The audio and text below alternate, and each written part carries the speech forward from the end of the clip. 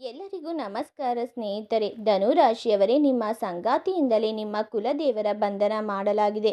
ಈ ಹೆಸರಿನ ವ್ಯಕ್ತಿಯಿಂದ ನೀವು ತುಂಬ ಎಚ್ಚರದಿಂದ ಇಂದು ನೀವು ಆ ವ್ಯಕ್ತಿಯ ಹೆಸರನ್ನು ತಿಳಿದುಕೊಳ್ಳದಿದ್ದರೆ ಅವನು ನಿಮ್ಮ ಹಣ, ಗೌರವ, ಕುಟುಂಬ, ಮನೆ ಎಲ್ಲವನ್ನ ಸಂಪೂರ್ಣವಾಗಿ ನಾಶ ಮಾಡಿ ಬಿಡುತ್ತಾನೆ. ಇಂದಿನ ಈ ವಿಡಿಯೋವನ್ನು ನೀವು ಬಹಳ ಗಮನವಿಟ್ಟು ಕೇಳಬೇಕು. ಈ ವಿಡಿಯೋವನ್ನು ಕೊನೆವರೆಗೂ ಕೇಳಬೇಕು, ಏಕೆಂದರೆ ಈ ವಿಡಿಯೋದಲ್ಲಿ ಹೊರಗಿನ ಶತ್ರುವಿನ ಬಗ್ಗೆ ಮಾತನಾಡುವುದಿಲ್ಲ. ಈ ವಿಡಿಯೋ ನಿಮ್ಮ ಸುತ್ತಮುತ್ತಲೇ ಇರುವ ವ್ಯಕ್ತಿಯ ಬಗ್ಗೆ. ನಿಮ್ಮೊಂದಿಗೆ ನಗುತ್ತಾ ಮಾತನಾಡುವವನು, ನಿಮ್ಮ ಸಂತೋಷಕ್ಕೆ ಕೈತಟ್ಟುವವನು, ಆದರೆ ಒಳಗೊಳಗೆ ನಿಮ್ಮ ನಾಶಕ್ಕೆ ಬಯಸುವವನು. ಒಂದು ವಿಷಯವನ್ನು ಗಮನದಲ್ಲಿಡಿ. ನಿಮ್ಮ ಜೀವನದಲ್ಲಿ ಏಕಾಏಕಿ ಹಣ ಬರುವುದು ನಿಂತು ಹೋಗಿದ್ದರೆ, ಮಾಡುವ ಕೆಲಸಗಳು ಅರ್ಧಕ್ಕೆ ನಿಂತು ಹೋಗಿದ್ದರೆ, ಮನೆಯಲ್ಲಿ ಕಾರಣವಿಲ್ಲದೆ ಜಗಳಗಳು ನಡೆಯುತ್ತಿದ್ದರೆ, ಮನಸ್ಸು ಯಾವಾಗಲೂ ಬಾರದಿದ್ದರೆ, ಪೂಜೆಯಲ್ಲಿ ಮನಸ್ಸು ಏಕಾಗ್ರತೆಯನ್ನು ಕಂಡುಕೊಳ್ಳದಿದ್ದರೆ, ನಿಮ್ಮ ಜೀವನದಲ್ಲಿ ಎಲ್ಲ ಕೆಲಸದಲ್ಲಿ ಎಲ್ಲ ಸಮಯದಲ್ಲಿ ದುರದೃಷ್ಟವೇ ಕಾಡುತ್ತಿದ್ದರೆ, ಇದು ಕೇವಲ ಅದೃಷ್ಟದ ಸಮಯವಲ್ಲ. ತುಂಬ ಸಾರಿ ಇದಕ್ಕೆ ಕಾರಣವಾಗುವುದು ಕುಲದೇವಿ ಅಥವಾ ಕುಲದೇವರ ಬಂಧನ. ಮತ್ತು ನಿಮ್ಮ ಕುಲದೇವರ ಬಂಧನವನ್ನು ಮಾಡಿದವನು ಹೊರಗಿನವನು ಅಲ್ಲ, ನಿಮ್ಮ ಸುತ್ತಮುತ್ತಲೇ ನಿಮ್ಮ ಮನೆಯಲ್ಲಿರುವ ವ್ಯಕ್ತಿಯೇ ಅವನು. ಜೀವನದಲ್ಲಿ ಒಂದು ವಿಷಯವನ್ನು ಯಾವಾಗಲೂ ನೆನಪಿಟ್ಟುಕೊಳ್ಳಿ. ಪ್ರತಿ ಮನುಷ್ಯನ ಜೀವನದಲ್ಲಿ ಮೊದಲ ಸ್ಥಾನ ಕುಲದೇವತ ಮತ್ತು ಕುಲದೇವರದೇ ಆಗಿರುತ್ತದೆ. ಕುಲದೇವರು ಎಂದರೆ ನಮ್ಮ ವಂಶವನ್ನು ರಕ್ಷಿಸುವ ಶಕ್ತಿ, ನಮ್ಮ ಪೂರ್ವಜರ ತಪಸ್ಸಿಗೆ ಸಂಬಂಧಿಸಿದ ಶಕ್ತಿ. ಬೆಳೆಯುವ ಪೀಳಿಗೆಗೆ ನಮ್ಮ ಕುಟುಂಬವನ್ನು ಅನೇಕ ಅನ್ಯಾಯ ಅಪಾಯಗಳಿಂದ ರಕ್ಷಿಸುವ ದೈವಶಕ್ತಿ. ನಮ್ಮ ಜೀವನದಲ್ಲಿ ಕುಲದೇವರು ಸಂತುಷ್ಟರಾಗಿದ್ದರೆ ಮನೆಯಲ್ಲಿ ಸಮೃದ್ಧಿ ಇರುತ್ತದೆ, ಮಕ್ಕಳು ಸುರಕ್ಷಿತರಾಗಿರುತ್ತಾರೆ, ಶತ್ರುಗಳು ಹತ್ತಿರಕ್ಕೂ ಬರುವುದಿಲ್ಲ, ದೃಷ್ಟಿಯು ನಮ್ಮ ಮೇಲೆ ಕೆಲಸ ಮಾಡುವುದಿಲ್ಲ. ಆದರೆ ಸ್ನೇಹಿತರೆ, ಅದೇ ಕುಲದೇವರನ್ನು ಯಾರಾದರೂ ಬಂಧಿಸಿದರೆ ಅಥವಾ ಅವಮಾನ ಮಾಡಿದರೆ ಮೊದಲು ಪರಿಣಾಮ ಬೀರುವುದು ನಿಮ್ಮ ಆತ್ಮವಿಶ್ವಾಸದ ಮೇಲೆ. ನೀವು ಹೆಚ್ಚು ನಕಾರಾತ್ಮಕರಾಗುತ್ತೀರಿ. ಯಾವುದೇ ಕೆಲಸವನ್ನು ಮಾಡಲು ಮನಸ್ಸು ಹೇಳುತ್ತದೆ, ಇದು ನನ್ನಿಂದ ಆಗುವುದಿಲ್ಲ ಎಂದು. ಭಯ ಹೆಚ್ಚಾಗುತ್ತದೆ, ನಿಮ್ಮ ಪರಿಸ್ಥಿತಿ ಹೀಗಾಗುತ್ತದೆ. ಸಮಾಜದಲ್ಲಿ ಗೌರವ ಕಡಿಮೆ ಆಗುತ್ತದೆ, ನಿಧಾನವಾಗಿ ಹಣ ಕೈತಪ್ಪಿ ಹೋಗುತ್ತದೆ. ಕುಲದೇವರ ಬಂಧನ ಎಂದರೆ ನಿಮ್ಮ ಕುಲದೇವಿಯ ಶಕ್ತಿ ಮತ್ತು ಕೃಪೆಯನ್ನು ನಿಮ್ಮವರೆಗೆ ಬರುವುದನ್ನು ತಡೆಯುವುದು. ಅವರು ನಿಮ್ಮೊಂದಿಗೆ ಇರುತ್ತಾರೆ, ನಿಮ್ಮ ಮೇಲೆ ಕೃಪೆ ತೋರಿಸಲು ಬಯಸುತ್ತಾರೆ, ಆದರೆ ಆ ವ್ಯಕ್ತಿ ಒಂದು ಷಡ್ಯಂತ್ರವನ್ನು ರೂಪಿಸುತ್ತಾನೆ. ಯಾವುದು ತಂತ್ರಮಂತ್ರ ಷಡ್ಯಂತ್ರವನ್ನು ಮಾಡಿ ನಿಮ್ಮ ಕುಲದೇವರ ಕೃಪೆ ನಿಮ್ಮವರೆಗೆ ತಲುಪದಂತೆ ಮಾಡುತ್ತಾನೆ. ಅದರ ಪರಿಣಾಮವಾಗಿ ನಿಮ್ಮ ಜೀವನದಲ್ಲಿ ನಾಶ ಆರಂಭವಾಗುತ್ತದೆ.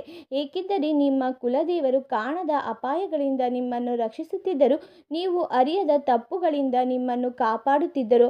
ಆದರೆ ಆ ಸಂಪರ್ಕ ಕಡಿದು ಹೋದಾಗ ಆ ದುಷ್ಟ ವ್ಯಕ್ತಿಯ ಯೋಜನೆ ಯಶಸ್ವಿಯಾಗುತ್ತದೆ. ಆಗ ನೀವು ಯೋಚಿಸುತ್ತೀರಿ, ಇದು ನನ್ನ ದೌರ್ಭಾಗ್ಯ, ಆ ದೇವರು ನನಗಾಗಿ ಒಳ್ಳೆಯದನ್ನು ಎದ್ದು ಮಾಡುವುದಿಲ್ಲ ಎಂದು. ಆದರೆ ನೆನಪಿಟ್ಟುಕೊಳ್ಳಿ, ನಿಮ್ಮ ಭಾಗ್ಯ ತುಂಬ ಒಳ್ಳೆಯದು. ತಪ್ಪು ಏನೆಂದರೆ ನೀವು ತಪ್ಪು ವ್ಯಕ್ತಿಯ ಮೇಲೆ ನಂಬಿಕೆ ಇಟ್ಟಿದ್ದೀರಿ. ಅದೇ ವ್ಯಕ್ತಿ ನಿಮ್ಮ ಕುಲದೇವಿಯ ಬಂಧನ ಮಾಡಿದ್ದಾನೆ. ಮುಂದೆಯೂ ಅವನು ನಿಮಗೆ ದೊಡ್ಡ ಸಮಸ್ಯೆಗಳನ್ನು ಉಂಟು ಮಾಡುವವನು. ಹಾಗಾಗಿ ಈ ವಿಡಿಯೋವನ್ನು ಕೊನೆವರೆಗೂ ನೋಡಿ, ಹಾಗೂ ನಿಮ್ಮ ಕುಲದೇವರನ್ನು ಬಂಧಿಸಿದ ಆ ವ್ಯಕ್ತಿ ಯಾರು, ಕುಲದೇವರು ಹೇಗೆ ಬಂಧನದಿಂದ ಮುಕ್ತಿಗೊಳಿಸುವುದು ಎನ್ನುವುದನ್ನು ತಿಳಿದುಕೊಳ್ಳಿ. ಅದಕ್ಕೂ ಮುನ್ನ ನೀವಿನ್ನು ನಮ್ಮ ಚಾನಲ್ಗೆ ಸಬ್ಸ್ಕ್ರೈಬ್ ಆಗಿಲ್ಲ ಅಂದರೆ ಕೂಡಲೇ ಸಬ್ಸ್ಕ್ರೈಬ್ ಮಾಡಿ, ಪಕ್ಕದಲ್ಲಿ ಕಾಣೋ ಬೆಲ್ಲೈಕನ್ನ ಕ್ಲಿಕ್ ಮಾಡಿ. ಕಮೆಂಟ್ ಬಾಕ್ಸ್ನಲ್ಲಿ ಜೈ ಕುಲದೇವಿ ನಮಃ ಎಂದು ಕಮೆಂಟ್ ಮಾಡಿ. ಪ್ರತಿಯೊಬ್ಬರ ಜೀವನದಲ್ಲೂ ರಾಶಿ, ನಕ್ಷತ್ರ, ಗ್ರಹಗಳು ತಮ್ಮದೇ ಆದ ಪ್ರಭಾವವನ್ನು ಬೀರುತ್ತವೆ.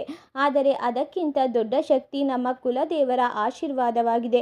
ಕುಲದೇವರು ಎಂದರೆ ನಮ್ಮ ವಂಶವನ್ನು ಪೀಳಿಗೆಯಿಂದ ಪೀಳಿಗೆಗೆ ರಕ್ಷಿಸುತ್ತಾ ಬಂದ ದೈವಶಕ್ತಿ. ಧನಸು ರಾಶಿಯವರ ಜೀವನದಲ್ಲಿ ಕೆಲವೊಮ್ಮೆ ಅನಿರೀಕ್ಷಿತ ಅಡಚಣೆಗಳು, ಮನಸ್ಸಿನ ಗೊಂದಲಗಳು, ಕುಟುಂಬದ ಅಸಮಾಧಾನಗಳು ಎದುರಾಗಬಹುದು. ಇಂತಹ ಸಮಯದಲ್ಲಿ ಕುಲದೇವರ ಸ್ಮರಣೆ ಜೀವನಕ್ಕೆ ದಿಕ್ಕು ತೋರಿಸುವ ಬೆಳಕಾಗುತ್ತದೆ. ಬಂಧನ ಮಾಡಿದವನು ಬೇರೆ ಯಾರೂ ಅಲ್ಲ, ನೀವು ಕೆಲಸ ಮಾಡುವ ಜಾಗದಲ್ಲಿರುವ ಸಹೋದ್ಯೋಗಿಯೂ ಆಗಿರಬಹುದು. ನೀವು ನಿಮ್ಮ ಯೋಚನೆಗಳ ಕನಸುಗಳನ್ನು ಹಂಚಿಕೊಳ್ಳುವ ವ್ಯಕ್ತಿ, ನೀವು ಸಹಾಯ ಮಾಡುತ್ತಿರುವ ವ್ಯಕ್ತಿಯೇ ನಿಮಗೆ ಅಪಾಯವಾಗಬಹುದು. ಹಾಗಾಗಿ ಬಹಳ ಎಚ್ಚರಿಕೆಯಿಂದ ಹಾಗಾಗಿ ಧನುರಾಶಿಯವರೇ, ಜೀವನದಲ್ಲಿ ಯಾರನ್ನೋ ಅತಿಯಾಗಿ ನಂಬಬೇಡಿ.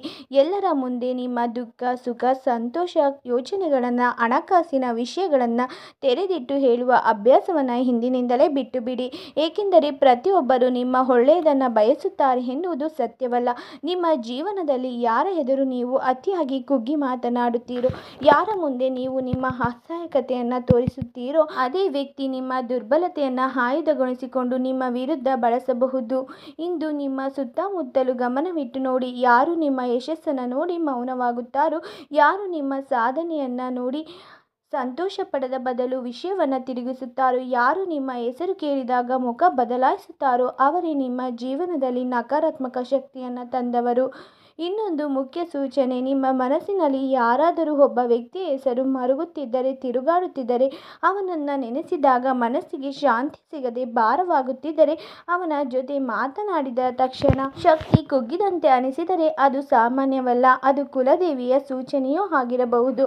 ಅಂತಹ ವ್ಯಕ್ತಿಗಳಿಂದ ನಿಧಾನವಾಗಿ ದೂರವಾಗಿ. ಜಗಳ ಮಾಡಬೇಡಿ, ನೇರವಾಗಿ ಎದುರಿಸಬೇಡಿ, ಆದರೆ ನಿಮ್ಮ ವೈಯಕ್ತಿಕ ಜೀವನಕ್ಕೆ ಅವನ ಪ್ರವೇಶವನ್ನು ಕಡಿಮೆ ಮಾಡಿ. ಈಗ ಬಹಳ ಮುಖ್ಯವಾದ ವಿಷಯವನ್ನು ಕೇಳಿ.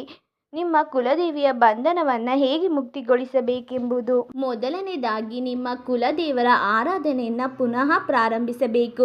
ವರ್ಷಕ್ಕೆ ಕನಿಷ್ಠ ಒಂದು ಬಾರಿಯಾದರೂ ಕುಟುಂಬ ಸಮೇತರಾಗಿ ದೇವಾಲಯಕ್ಕೆ ತೆರಳಿ ವಿಶೇಷ ಪೂಜೆ ಮಾಡುವುದು ಉತ್ತಮ. ಮನೆಯಲ್ಲಿ ಪ್ರತಿದಿನ ಬೆಳಗ್ಗೆ ದೀಪ ಹಚ್ಚಿ ದೇವರ ನಾಮಸ್ಮರಣೆ ಮಾಡಬೇಕು. ಅಮಾವಾಸ್ಯೆಯ ದಿನ ಪೂರ್ವಜರನ್ನು ಸ್ಮರಿಸಿ ದರ್ಪಣ ಅಥವಾ ಪಿತೃ ಪ್ರಾರ್ಥನೆ ಮಾಡುವುದರಿಂದ ಕುಟುಂಬದ ಶಕ್ತಿ ಸಮತೋಲನಗೊಳ್ಳುತ್ತದೆ. ಧನಸು ರಾಶಿಯವರು ಹಾಗೆಯೇ ಪ್ರತಿದಿನ ಧ್ಯಾನ ಮತ್ತು ಜಪವು ಬಹಳ ಸಹಾಯಕ.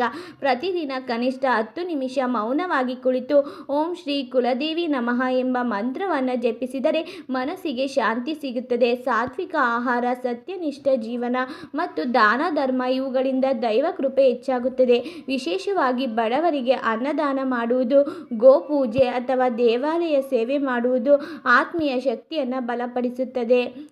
ಕುಲದೇವರ ಬಂಧನವನ್ನು ಭಯಪಡುವ ಅಗತ್ಯವಿಲ್ಲ. ಅದು ಒಂದು ಆತ್ಮ ಪರಿಶೀಲನೆಗೆ ನೀಡುವ ಸಂದೇಶ. ನಂಬಿಕೆ, ಶ್ರದ್ಧೆ ಮತ್ತು ಕುಟುಂಬದ ಒಗ್ಗಟ್ಟಿನಿಂದ ಯಾವುದೇ ಬಂಧನವು ದೂರವಾಗಬಹುದು.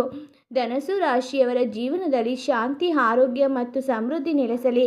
ಕುಲದೇವರ ಅನುಗ್ರಹ ನಿಮ್ಮೊಂದಿಗೆ ಇರಲಿ. ಈ ಮಾಹಿತಿ ನಿಮಗೆಲ್ಲ ಇಷ್ಟ ಆಗಿದ್ದರೆ ಚಾನಲ್ಗೆ ಸಬ್ಸ್ಕ್ರೈಬ್ ಮಾಡಿ, ಈ ವಿಡಿಯೋನ ಎಲ್ಲ ಕಡೆ ಶೇರ್ ಮಾಡಿ. ಧನ್ಯವಾದಗಳು.